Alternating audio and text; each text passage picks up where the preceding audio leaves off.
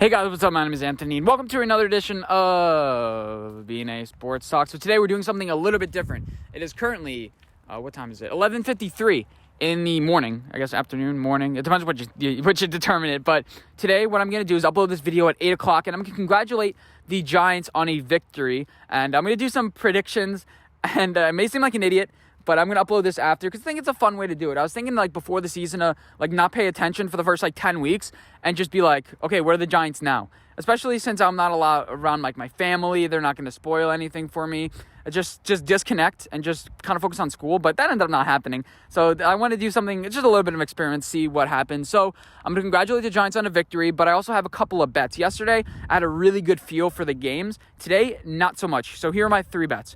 First one, Green Bay, Tennessee. I like the under, and I like Green Bay in that game. So Aaron Rodgers, he's going for the MVP. It's going to be snowing in that game, so I like the under. I think Derrick Henry is going to be used a lot in the run. Ryan Tannehill's a little bit mad because he's like, oh, yeah, I wasn't in the Pro Bowl. But I think that this offense is going to rely specifically on Derrick Henry. They're still in the playoff chase. They're going to have no reason to rest him next week. They play Houston. So they're nothing to worry about next week. Just worry all about this week. But I think Aaron Rodgers eventually, he's just going to throw. He plays good in the wind, in the snow.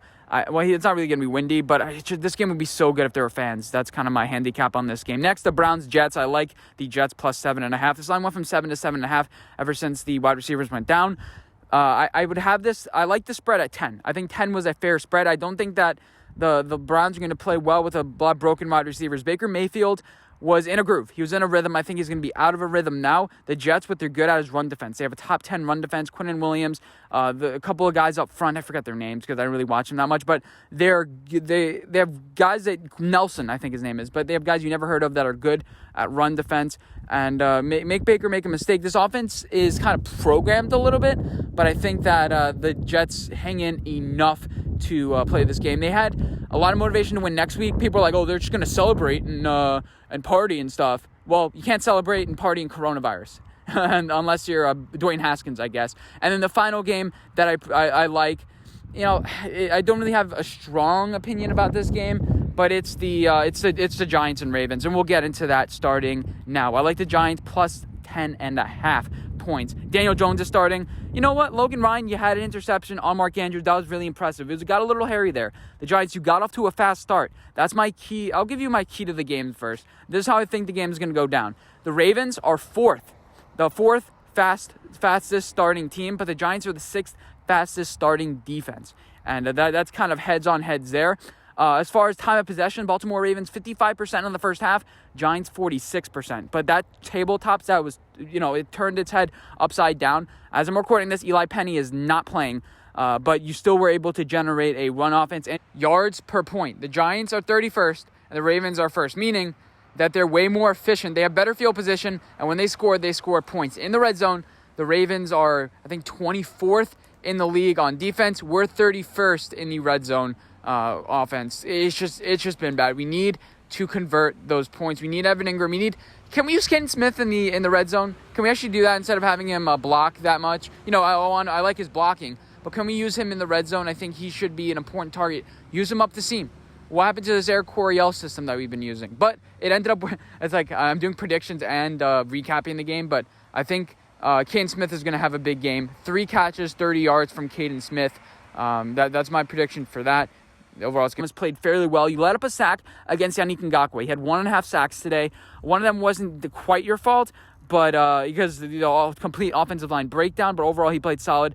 Will Hernandez looks like he's back into form. He played a little bit more than Shane Lemieux did because this Baltimore defensive line is fairly good, and Shane Lemieux got tossed around a little bit. So Will Hernandez trusted him to do fairly well. Slayton got 1 deep shot, but the real story was Evan Ingram. He went for five catches, and he went for 85 yards, including one deep down the sideline. He didn't have any drops today, which is fairly surprising. Dante Pettis, not too good. He didn't do too well. He had a punt return for 11, 12 yards. He almost broke free, but overall he didn't play solid. But at least he did not fumble. As far as the defense, Darnay Holmes is back.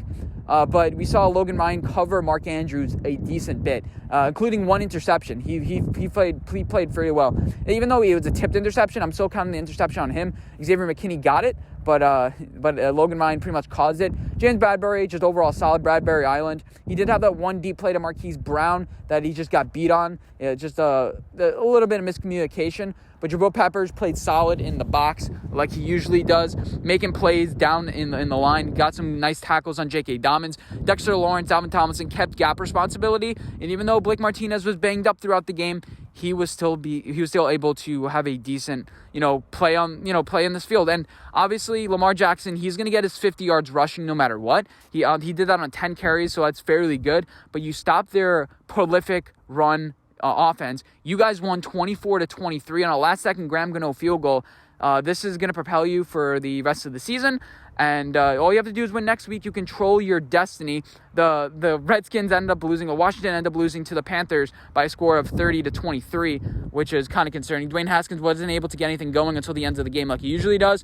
And the Eagles were able to squeak by Dallas, but you still control your destiny. You have to beat Dallas next week in order to make the playoffs. And that's kind of my feel for the game. That's my feel. That's what's going to happen. So again, I'm going to upload this around 7 o'clock tonight. I'm going to seem like an idiot, or I'm going to seem very, very smart. But this is a fun experiment. As far as Wayne Gallman, I'll just do my prediction here. I think he's going to get over 100 yards today. That's my bold prediction. But the key is get off to a fast start, limit the turnovers. Daniel Jones, all he did was hand the ball off, but he got trusted sideline to sideline. Jason Garrett trusted him with those one-on-one scenarios. Daniel Jones had good ball placement when he needed it. Had one interception, but he had 2 touchdowns. Those touchdowns were good. And red zone efficiency, that's the last thing I'll mention. Giants are 31st in efficiency. The Baltimore Ravens are number 1. And the Giants were able to turn that around today by scoring 2 touchdowns in the red zone. But hope you guys did enjoy this video. Let me know what you guys think, and I'll see you guys in my next one. Bye, guys.